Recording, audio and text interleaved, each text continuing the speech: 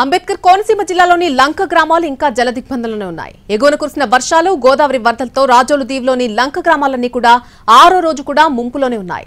మామిడికుదురు మండలంలోని పెదపట్నం, లంక, అప్పనపల్లి, పాసలపూడి, శ్రీరాంపేట గ్రామస్తులు వరద ముంపులో తీవ్ర అవస్థలు పడుతున్నారు.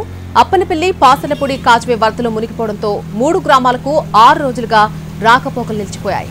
రాత్రి ముంపును గురైన 4 గ్రామాల్లో పర్యటించి వరద బాధితులకు నిత్యావసర సరుకులు పంపిణీ చేశారు పి. గన్నవరం ఎమ్మెల్యే గిడ్డి సత్యనారాయణ.